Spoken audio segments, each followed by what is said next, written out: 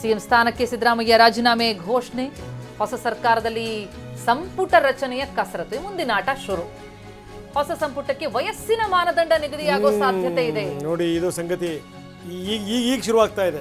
ಅನುಭವಿ ಸಚಿವರನ್ನ ಬಿಟ್ಟು ಯುವಕರಿಗೆ ಮಣೆ ಹಾಕ್ತಾರೆ. ನಾವು ಬೆಳಗ್ಗೆ ಮಾತಾಡಿದ್ವಿ, ಪ್ರತಿಮಾ, ನೀವು 60 ವರ್ಷ ಕೆಳಗಡೆ ಇರುವಂಥವರೇ ಇರಲಿ ಅಂತ.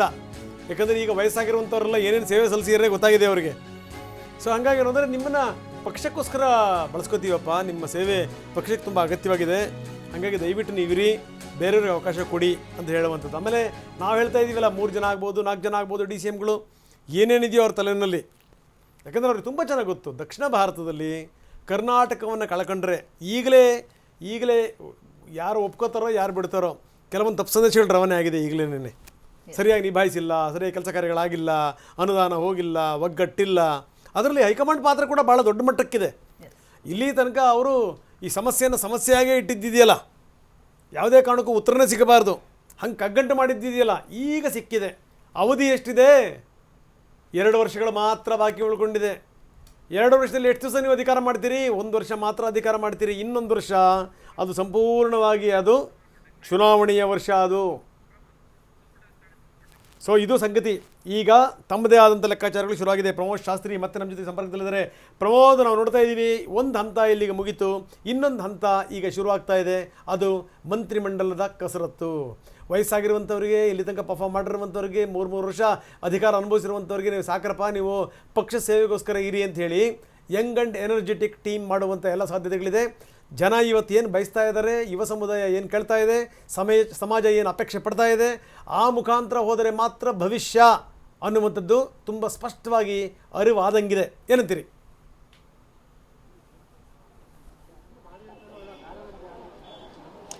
ರಂಗನಾಥ್, AICC ಅಥವಾ ಕಾಂಗ್ರೆಸ್ ರಾಷ್ಟ್ರೀಯ ನಾಯಕತ್ವ ಈಗ ಮುಂದಿನ ನಾಯಕತ್ವವನ್ನು ಬೆಳೆಸುವಂತ ಯೋಚನೆ ಮಾಡ್ತಾ ಇದೆ.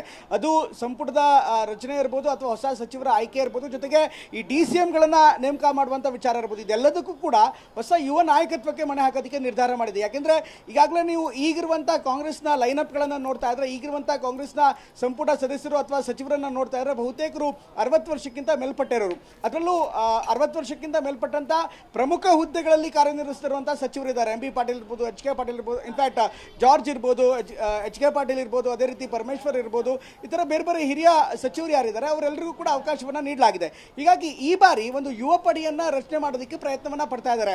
ಬಟ್ ಇಲ್ಲಿ ಅಟ್ ದ ಸೇಮ್ ಟೈಮ್ ಸರ್ಕಾರದಲ್ಲೂ ಕೂಡ ಆಗ್ತಾ ಇರುವಂಥ ಬೆಳವಣಿಗೆಗಳನ್ನು ಗಮನಿಸ್ತಾ ಇದ್ರೆ, ಅನುಭವಕ್ಕೂ ಕೂಡ ಮಣೆ ಹಾಕ್ತಾ ಇದ್ದಾರೆ.